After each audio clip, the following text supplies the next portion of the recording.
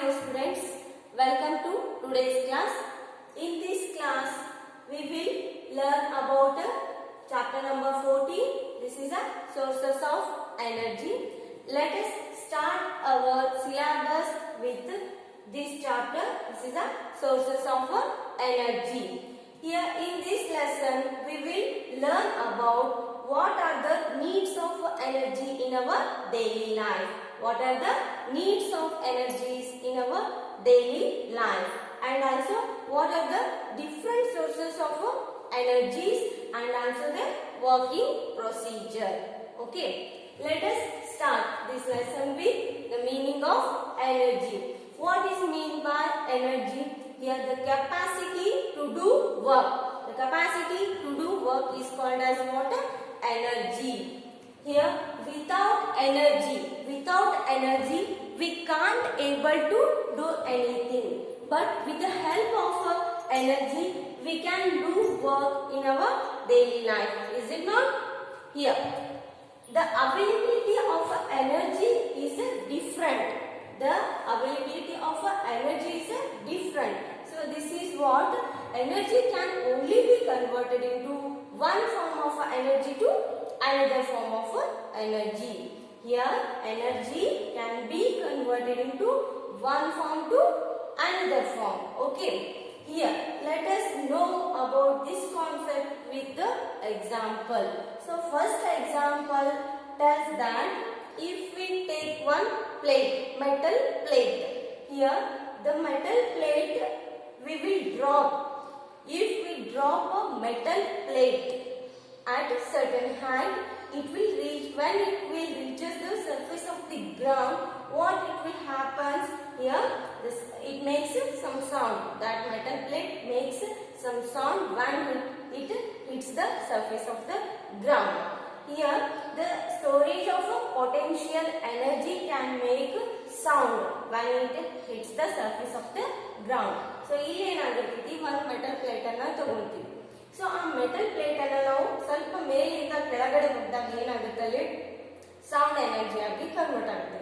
So ಯಾಕೆ sound ಆಗಿ convert ಆಗುತ್ತೆ ಅಂದ್ರೆ ಅಲ್ಲಿ ಮೇಲಿಂದ ಹೋದಾಗ ಅಲ್ಲಿ ಏನಾಗುತ್ತೆ, ಪೊಟೆನ್ಶಿಯಲ್ ಎನರ್ಜಿ ಸ್ಟೋರೇಜ್ ಆಗಿರುತ್ತೆ.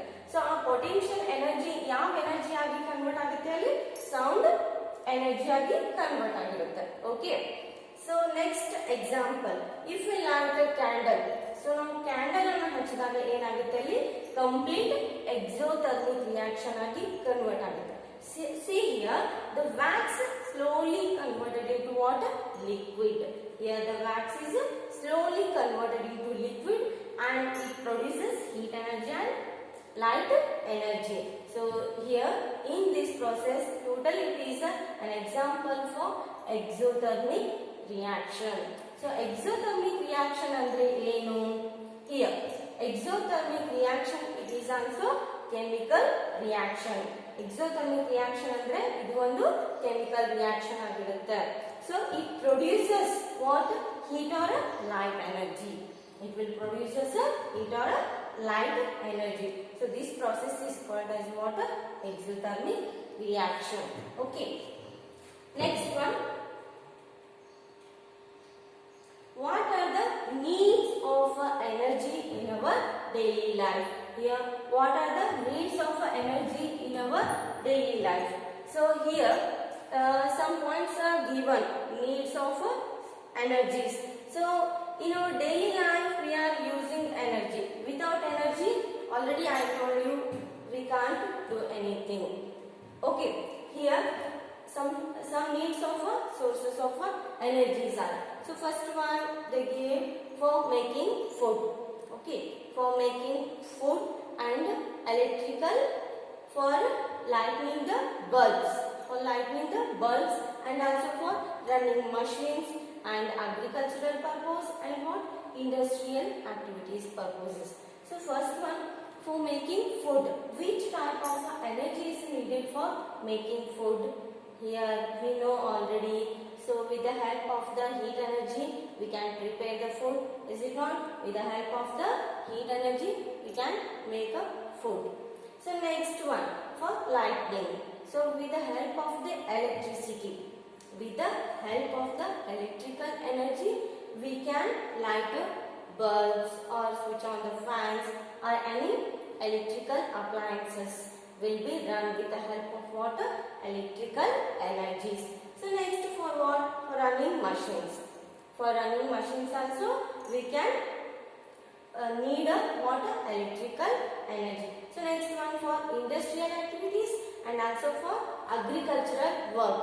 For agricultural work, here which type of energy is needed for agricultural work? I think you know about this. For agricultural work we need what? Electrical energy. So how? So for ಏನಂದ್ರೆ ಇಲ್ಲಿ ನೀರನ್ನ ಎತ್ತಬೇಕಂದ್ರೆ ನಾವು electrical energy ಬೇಕಾ? So without power we can't do anything. Already I told you. So ಇಲ್ಲಿ ಏನಂದ್ರೆ agricultural work ಮಾಡಬೇಕಂದ್ರೆ ಇಲ್ಲಿ ನಮ್ಗೆ ಏನು ಬೇಕು? ಸಮ್ ಫಾಸಿಲ್ ಫ್ಯೂಲ್ಸ್ ಬೇಕು, ಆಮೇಲೆ ಪೆಟ್ರೋಲ್ ಆರ್ ಡೀಸೆಲ್ ಬೇಕು, ಎಲೆಕ್ಟ್ರಿಕಲ್ ಎನರ್ಜಿನೂ ಬೇಕು. Okay. So next one, what are the good sources of energy? Here some features of good sources of energies. So why we can call some energies are good sources of energy? So let us know the features of good sources of energy. So ಯಾವ features ಇದೆ ಅಂತ ಇಲ್ಲಿ ನೋಡೋಣ. Okay, they are very cheap and easily available. So ಏನಂದ್ರೆ cheap and easily available ಆಗಿರಬೇಕು ನಮಗೆ. So next, safe in handling and use. So those good sources of energies are safe in handling and very easy to use. So next, it will do not cause any environmental pollutions. It will not cause us any environmental pollutions like air pollution, next water pollution, etc.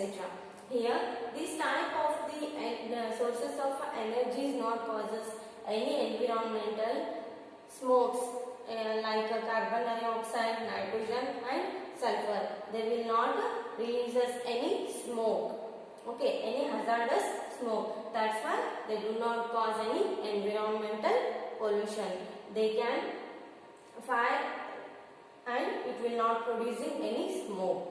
Okay, so next one, easy to store and transport. Easy to store and also easy to transport. Okay. Here, easy to store and transport. For example, I will give best example for this point is LPG cylinder. So it is very easy to store and transport from one place to another place. So now LPG cylinder na easy store ಮಾಡಬಹುದಾ? Safe ಆಗಿ store ಮಾಡಬಹುದು. Next, transportation is also good. So we will transport this LPG cylinder from one place to another place.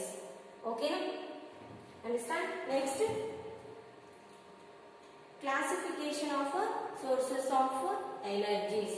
So how many sources of energies are there here?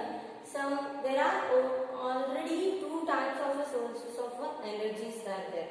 So what are those? Conventional sources of energies and non-conventional sources of energies. So sources of energy can be classified into how many types? Two types. First one is a conventional sources of energy. Second one is a non-conventional sources of energy. Okay. So let us start with conventional sources of energy. So first, before going to start the conventional sources of energy, we have to know the meaning of conventional sources of energy. Okay. Here, these are also called as what? Non-renewable sources of energies. So conventional sources of energies are also called as what? Non-renewable sources of energies. Here, these are what? Natural energies resources. These are also called as what? Natural energy resources. Okay, so these are present in very limited in quantity. These are present in very limited in quantity. So ಇವು ಬಹಳ ಸ್ವಲ್ಪ ಪ್ರಮಾಣದಲ್ಲಿ ನಮಗೆ available ಆಗ್ತವೆ and being used for a long time. So these type of energies are called as what? Conventional sources of energy. Okay, here for examples, coal, petroleum and natural gases are the conventional sources of energy. Okay, so next one. Here, some more examples are given for conventional sources of energies are fossil fuels.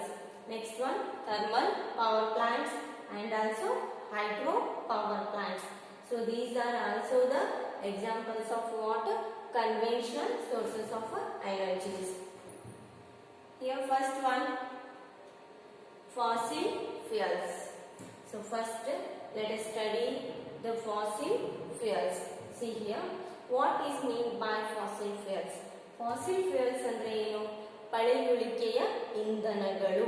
Fossil fuels are nothing but ಪಳೆಯುಳಿಕೆಯ ಇಂಧನಗಳು ಅಂತ ಏನು ಕರಿತೀವಿ? So ಅದನ್ನ English ಅಲ್ಲಿ fossil fuels ಅಂತ ಕರೀತಾರೆ. How fossil fuels are formed inside the earth?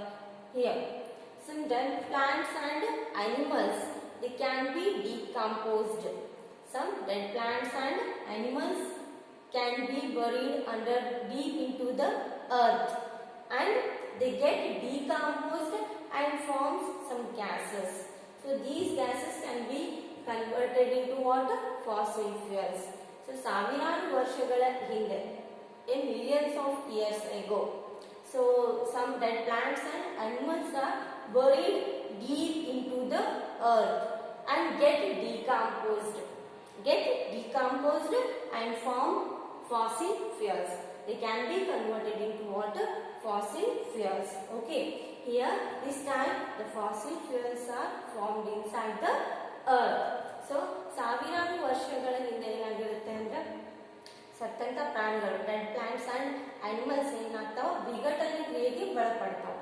ವಿಘಟನೆ ಕ್ರಿಯೆಗೆ ಒಳಪಟ್ಟು ಅವು ಸಮ್ ಗ್ಯಾಸಸ್ ಅನ್ನ ರಿಲೀಸ್ ಮಾಡ್ತಾವ. ಸೊ ಆ ಗ್ಯಾಸ್ ಏನಾಗಿ ಕನ್ವರ್ಟ್ ಆಯ್ತು ಅಂದ್ರೆ ಇಲ್ಲಿ fossil fuels ಆಗಿ ಕನ್ವರ್ಟ್ ಆಗಿರುತ್ತೆ.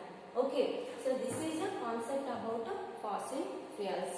Here, fossil fuels are very limited in quantity.